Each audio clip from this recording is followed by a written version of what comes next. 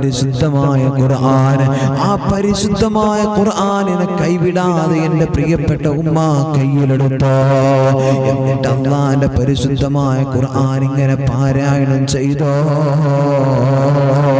നിന്റെ പ്രയാസങ്ങൾ അല്ലാഹു സുബ്ഹാനഹു വ തആല തീർത്തു തരുമല്ലോ. നമ്മുടെ വിഷമങ്ങൾ അല്ലാഹു തആല മാറ്റി തരും. ഹൃദയത്തിനകത്ത് കുടുസായി നിൽക്കുന്ന ജീവിതമുണ്ടല്ലോ, ഹൃദയം വല്ലാതെ പ്രയാസമായി നിൽക്കുന്ന സമയത്തുണ്ടല്ലോ, നമ്മുടെ ഷെൽഫിൽ കിടക്കുന്ന പടച്ചുറപ്പേ വീടിന്റെ ഉള്ളറയിൽ കിടക്കുന്ന തട്ടിൽ കിടക്കുന്ന പരിശുദ്ധ ഖുർആൻ ഉണ്ടല്ലോ, ആ ഖുർആൻ എന്ന് എടുത്ത് ഓതിയാ പടച്ചുറപ്പേ മനസ്സിനകത്തുണ്ടായിരുന്ന വിഷമങ്ങളതാ അവിടുന്ന് പാടമാറുമല്ലോ. മനസ്സിനൊരു സമാധാനം നമുക്ക് ലഭിക്കുകയാണ്. അല്ലാഹുവിനെ ഓർത്തിട്ട് കണ്ണുനീര് നമ്മുടെ കണ്ണിലൂടെ ഇങ്ങനെ ഒഴുകി വരുമല്ലോ. ഇതെല്ലാം